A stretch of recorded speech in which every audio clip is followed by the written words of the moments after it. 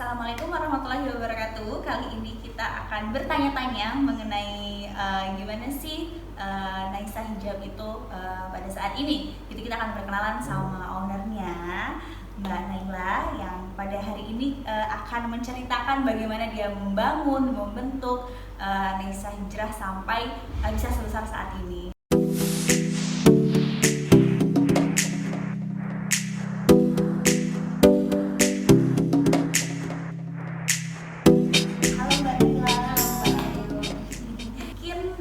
Buat perkenalan, gimana sih dulu Mbak Naila itu bisa sampai mendirikan Naisa Hijrah yang kita kenal sebagai Naisa Hijrah seperti sekarang ini? Kayak sebelumnya sih sebenarnya dulu ketika mulai itu nggak direncanakan banget ya. Maksudnya kayak ya udah asal mulai aja. Nah mungkin tapi memang ketika momennya pas, karena kan kebetulan aku jualan ini kan gamis sama jilbab ya. Ya. Dan aku tuh mulai jualan ini tuh ketika Ramadan 2018. 2018. Oh iya. Jadi mungkin karena momennya pas ya. Kalau puasa gitu kan orang-orang pada carinya baju jilbab gitu kan. Terus ya udah deh, setelah puasa aku perhatiin lagi ini tuh gimmick doang nggak sih gitu kan. Tapi ternyata alhamdulillah masih stabil penjualannya, baru akhirnya diseriusin gitu sih. Kalau awal mulanya nggak diniatin banget gitu. Iya. Berarti kayak yang 2018 tuh Mbak Naila semester berapa? Aku udah lulus itu Februari. sudah. Udah lulus ya? Oke. Oh ya, for your information guys, Mbak Naila ini alumni UMJ Muda Mendunia. Iya. Alumni UMJ Muda Mendunia akuntansi 2014. Jadi kalau ada teman-teman yang mungkin ngerasa anak akuntansi pelopor akuntansi yang mendirikan Naila Hijrah bisa sampai saat ini. Kalau kan ini ya Mbak ya, kan dulu kan berawal dari yang ya ibaratnya coba-coba gitu lah. Maksudnya kayak yang prefer aku mau buka usaha ini dong, itu kayak pas momen gitu loh. Maksudnya kayak pas momen terus bisa berlanjut. Itu kan pasti kan kalau sekarang dari 2018 sampai sekarang kan mesti kayak ada kayak perubahan gitu kan. Itu kalau boleh tahu untuk saat ini tuh visi misi Naila itu apa sih? Visi misi Naisha ya. Oh iya, Naisha. Kalau visi misi Naisha itu sebenarnya kan kalau orang jual baju sama jilbab itu kan udah banyak banget. Dan memang kalau Naisha itu sendiri ngambil positioningnya itu di gamis yang simple dan emang nggak banyak variasi ya. Maksudnya kita ngambil positioning tuh di teman-teman yang emang pengen mulai pakai baju syar'i ibaratnya gitu, tapi dia masih pengen nyoba-nyoba nih. Jadi makanya kita ngambil positioning itu yang simple tapi masih kekinian gitu lah ibaratnya gitu. Ya, masih elegan, masih bisa diterima sama kayak remaja-remaja kayak misalnya aku yang baru mau memulai buat hijrah, kayak gitu ibaratnya kan kayak gitu kan. Maksudnya kayak yang bahan-bahannya juga kan kita ngambil bahan-bahan yang adem, nggak yang heboh gitu kan ya.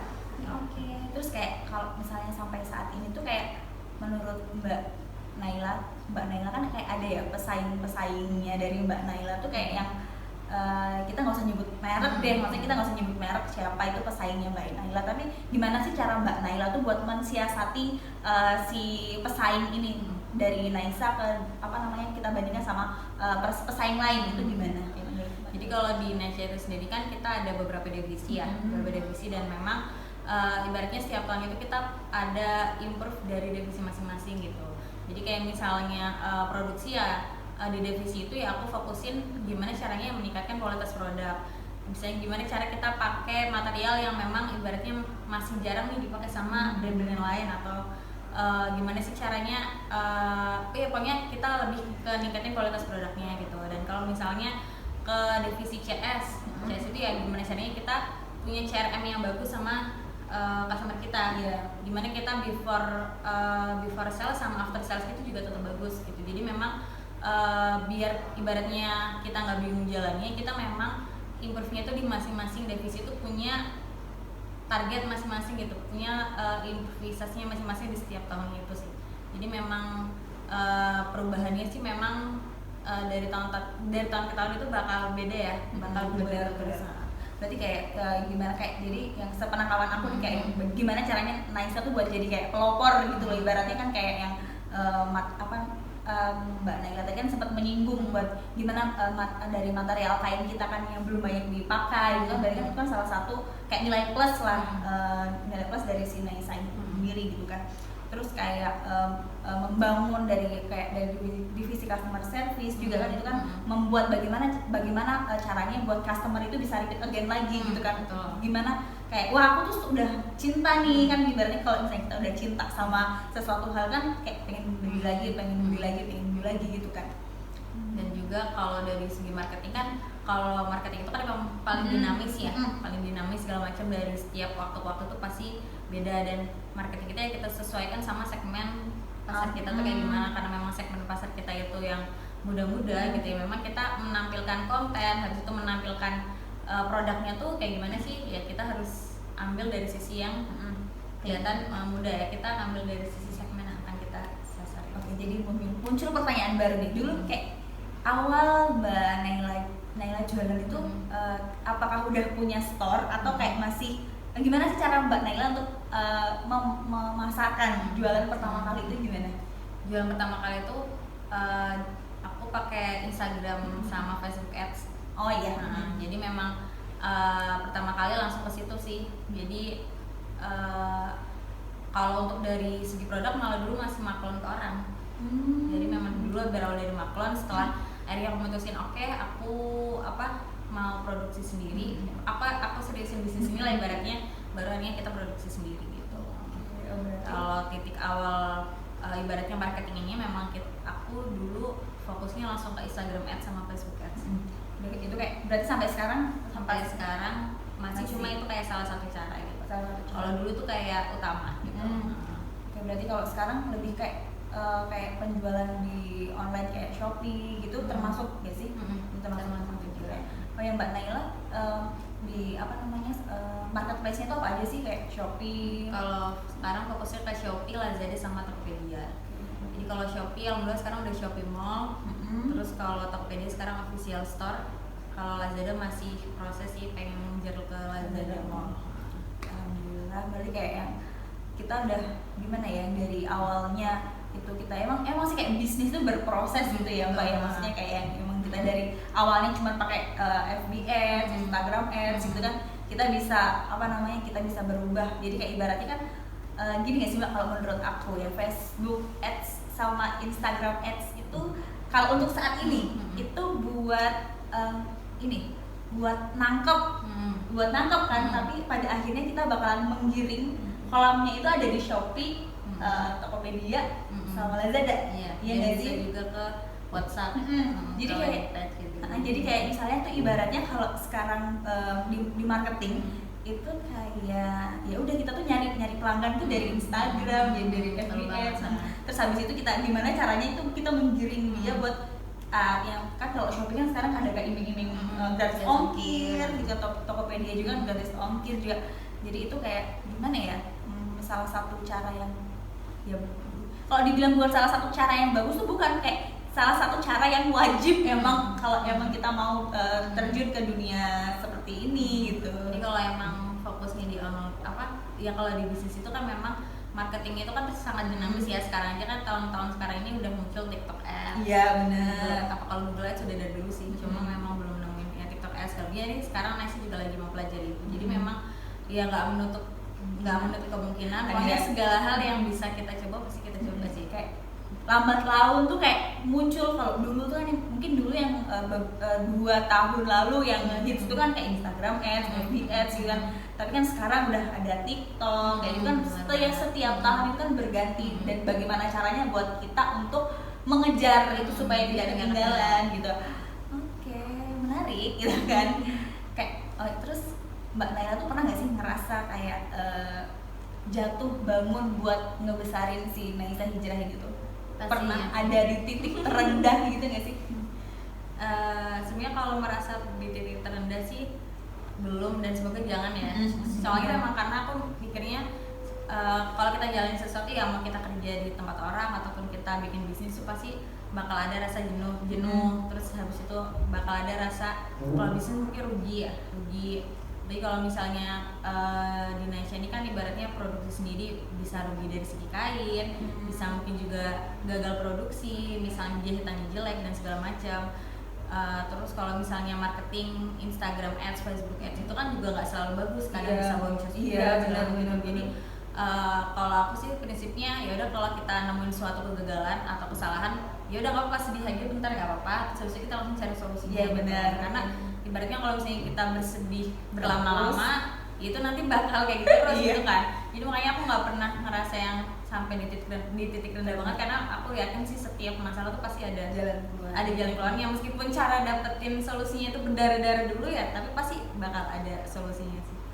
Oke, berarti kayak yang itu ya gimana caranya buat kita menghindar diri kita sendiri sebenarnya, bagaimana itu kayak ngaruh banget loh Mbak. Kayak kalau misalnya kita merasa di titik, mungkin ya kalau misalnya Mbak Naila merasa pada saat itu kayak berada di titik terendah, mungkin Naisa nggak, dan mungkin Naisa nggak bakalan segede ini gitu loh.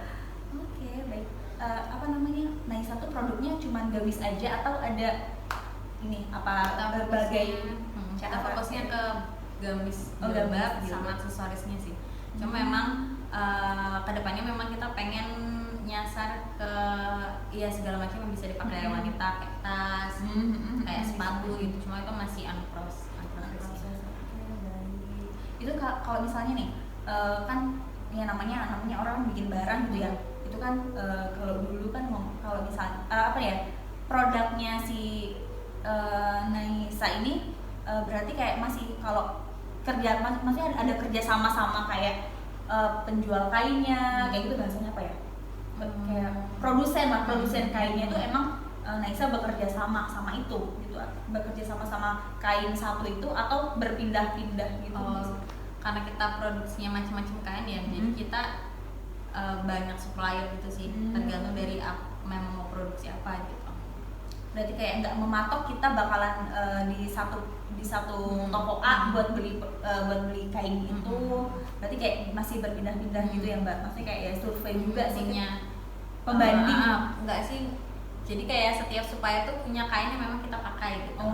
Jadi misalnya mau beli kain A, kita pasti pakai supplier ini karena memang mungkin dari segi harga cocok, dari segi bahan itu udah paling cocok juga di kita gitu. Terus kita mau ini pertanyaannya menurut aku rada maksudnya mau dijawab nggak apa-apa, nggak dijawab nggak apa-apa. Kalau Naisa sendiri itu kalau sekarang itu kan udah gede ya, itu kayak misalnya penjahitnya itu masih kayak dari istilahnya vendor gitu, atau udah punya tukang jahit sendiri nih? Jadi kalau masih vendor, cuma memang vendornya ngerjain udah 3 tahun ngerjain punya Naisa semua, jadi kayak masih nggak satu manajemen sama Naisa, tapi emang itu udah ngerjain punya Naisa sendiri gitu. Karena dulu saya emang kepikiran pengen bikin sendiri, cuma kayaknya kepala aku belum nyampe ke situ ya Mbak. Belum harus kebagi lagi kan kalau misalnya produksi itu kan permasalahannya rumit lagi, dari mesin, kita ngurusin mesin, terus kita ngurusin penjahit segala macam, jadi mending aku mikir ke tempat lain sih. Terus ngomong-ngomong sih, Naisa ini segede ini tuh karyawannya berapa sih? Dan ada berapa divisi gitu? Kalau karyawan sekarang sama aku ya itu 35. Kalau divisi itu aku bagi 4 sih sekarang. Jadi tadi ada marketing, terus marketing itu nanti dibagi 2 lagi, ada branding sama ada sales. Terus habis itu ada CS deal maker, tuh yang biasanya nanti nerima chat dari iklan yang dikasih sama marketing. Terus sama ada sekarang kan kita buka kemitraan ya, kemitraan seller, jadi situ ada divisi mitra juga, divisi mitra. Terus yang terakhir produksi itu nanti mencakup dari inventory, terus habis itu dari R&D produk, terus dari admin yang ngurusin bagian resi dan sebagainya. Kan tadi kan Mbak Naila sempat menyinggung masalah supplier. Kalau boleh tahu supplier Naisa sampai saat ini tuh berapa sih? Dan di mana aja? Paling kalau supplier itu kan karena kita produksi baju ya, paling suppliernya ya supplier kain ya, supplier kain. Tapi memang paling banyak itu kita ada di malah di luar Jogja sih, Jakarta sama Bandung. Karena memang mungkin di sana pabriknya ya, jadi memang dari segi harga emang jauh lebih murah daripada di Jogja. menyinggung masalah supplier. Berarti ada supply reseller Naisa nih. Aku yang penasaran juga nih. Reseller Naisa tuh udah di mana aja sekarang? Udah berapa banyak? Tuh banyak sih, sekarang tuh ada ribuan sih. Wow. Cuma kan kalau ribetnya karena kita itu nggak bertarget resellernya, jadi memang ya yang aktif kan pasti nggak semuanya. Iya. Kan. Oke, yang aktif deh. Yang aktif berapa ya? Saking banyaknya lo ini udah lupa. Karena memang udah nggak begitu aku nggak begitu fokus ke situ ya. Jadi memang diurusin sama tim gitu. Jadi kalau data pastinya aku malah nggak tahu. Oke. Berarti kayak udah banyak lah ya reseller dari Naisa itu. Se-Indonesia sih insya Allah udah. Tapi kan maksudnya kayak Naisa sendiri kan mungkin fokusnya kan mungkin tidak ke situ gitu loh. Mungkin kan kalau namanya reseller kan kita kayaknya kalau aku nanya syarat jadi reseller, Mbak Naisanya tahu nggak? Tahu. Tahu. Gimana kita tanya syarat. Ini siapa tahu ya teman-teman yang berminat buat jadi resellernya Naisa Hijrah. Silakan dijelaskan. Syarat jadi reseller tuh sebenarnya ada pembelian produk sih, pembelian produk minimal ya, minimal. Terus habis itu nanti gampang sih syaratnya cuma kayak daftar aja ke adminnya, terus nanti habis itu melakukan pembayaran, terus habis itu nanti ya udah kita ada aplikasi juga khusus buat reseller. Jadi untuk order pun biar nggak perlu nunggu balasan dari CS. Jadi emang order mandiri. Terus ya dari segala ya udah hampir mirip aplikasi sih. Jadi sekarang juga Naisa udah punya aplikasi nih. Yang aplikasinya itu memang bisa dipakai untuk reseller belanja juga. Berarti kan kalau yang namanya reseller tuh mesti kan ada perbedaan harga gitu ya Mbak, ya. Ada potongannya berarti. Ya mau tahu potongannya langsung daftar. Nggak boleh disebutin di sini. Oke Mbak, menyinggung masalah reseller. Berarti kan kita kan udah ngirim nih dari seluruh Indonesia. Itu Mbak Naila tuh kerjasama sama ekspedisi apa aja sih? Atau semua ekspedisi? Kalau sekarang yang dipakai itu JNE, JNT, Pos, Lion, Si Cepat, kayaknya hampir semua udah banyak ya. Soalnya memang pengen memudahkan customer aja sih. Nah, jadi customer pengen apa kita ada. Tapi kalau memang yang kerjasama dari awal banget itu ya JNE, JNT, emang yang udah main lama gitu ya. Memang lebih enaknya kalau kerjasama tuh misalnya ada masalah atau apa tuh emang diprioritaskan. Gitu. Apa namanya, terus kalau ini nih misalnya nih kita kan aku kan orang luar Jawa nih. Kayak misalnya itu kan keluhannya nih, utamanya keluhan orang itu kan kalau misalnya mau beli sesuatu barang di Jawa ke luar Jawa itu pasti ongkir. Itu mensiasatinya gimana? Mensiasatinya yaitu sih kita nanti kalau misalnya mereka keberatan di ongkir, kita tawarin beli di reseller. Beli di reseller yang ada di terdekat dari sana atau via marketplace, atau kadang kita juga bikin promo-promo sih, potongan ongkir atau segala macam.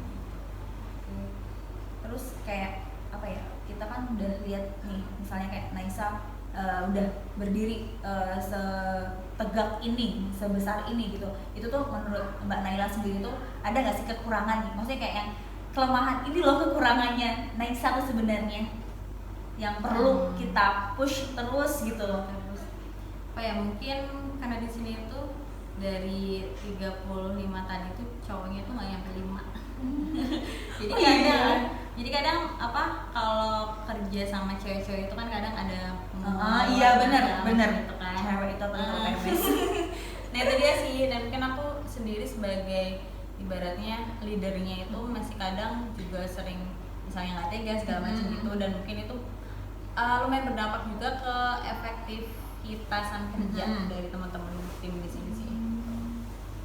Berarti kalau misalnya ya itu sih ya, maksudnya kelemahan ya bukan kelemahan juga sih sebenarnya hitungannya, maksudnya kayak yang karena karyawan di sini cowoknya kayak gimana kita mengatur apa namanya ini efektivitas kerja karyawannya sendiri sih sebenarnya ya. masih belajar di situ, menghitung itu sih, KPI segala macam gitu. Dan susahnya lagi adalah kalau misalnya karena cewek ya, kan ikut suami ya. Jadi biasanya kalau nikah itu akhirnya resign, ataupun ketika hamil akhirnya resign. Terus yang bikin pusing dia. Udah kerja lama gitu nikah ya. Tapi bikin pusing juga nih. Harus cari gantinya. Ngomong-ngomong masalah nikah, keluarga dan apa ya, sebuah itu kan sebenarnya kayak menikah, keluarga itu kan sebuah anugerah gitu kan.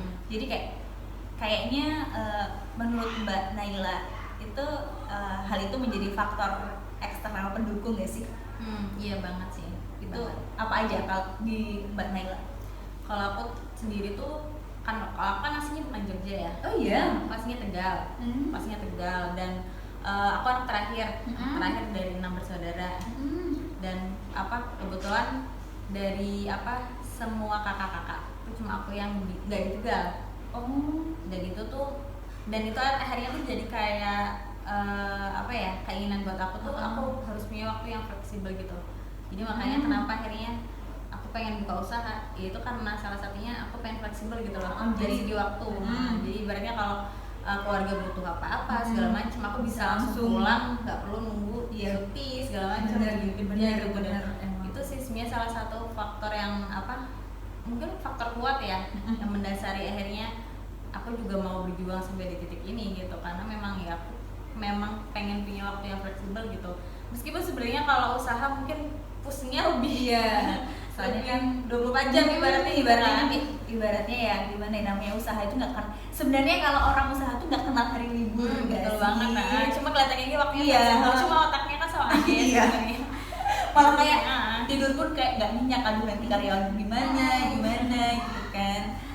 Oke, kalau gimana ya Mbak, ini nih kayaknya pertanyaan yang memuncak maksudnya enggak juga sih kan, nanti mungkin bakal nanti pertanyaan kayak yang kita kan udah setahun nih pandemi, itu gimana penjualannya Naisha, berdampak atau enggak, maksudnya kayak yang dari awal pandemi sampai sekarang itu gimana? Pandemi itu kan tahun lalu ya, bulan Maret masuk Indonesia, dan habis itu kan Ramadan.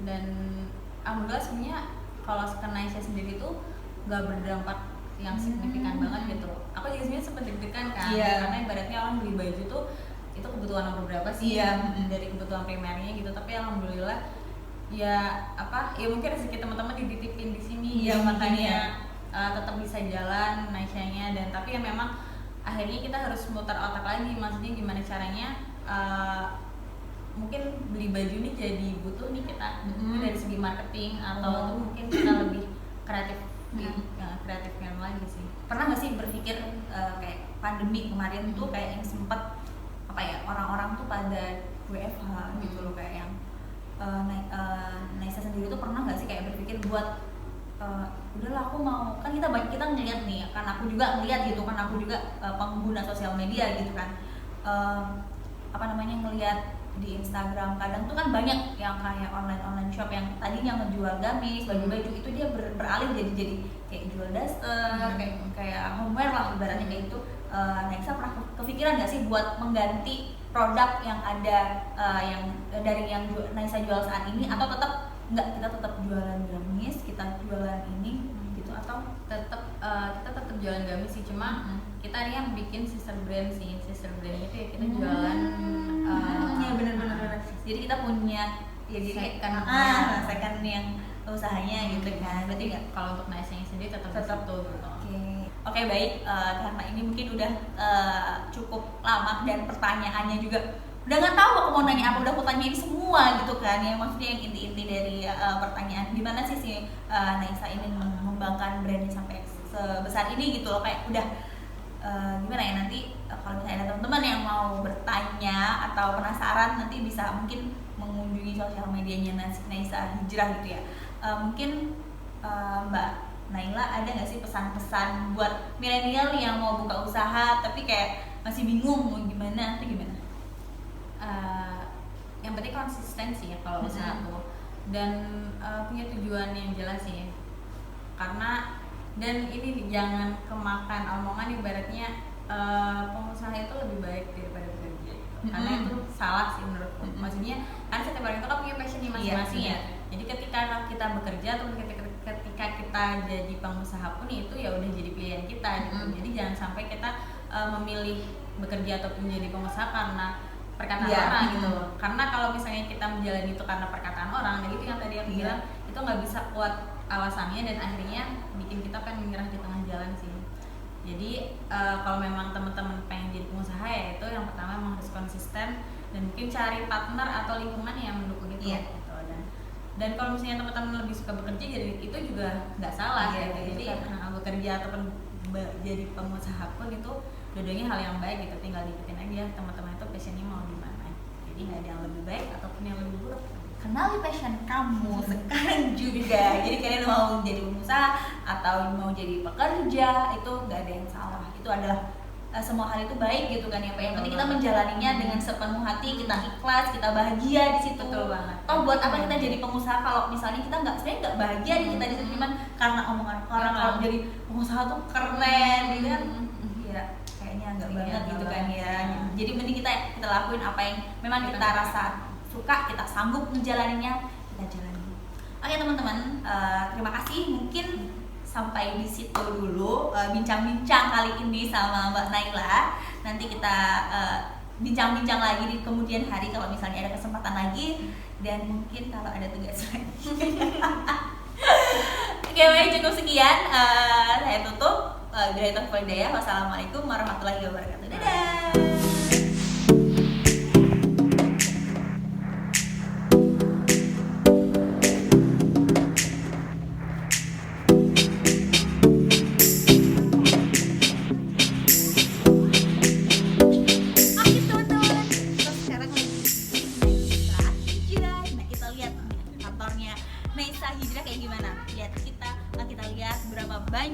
Berapa ribu baju-baju di sini, kita lihat aja.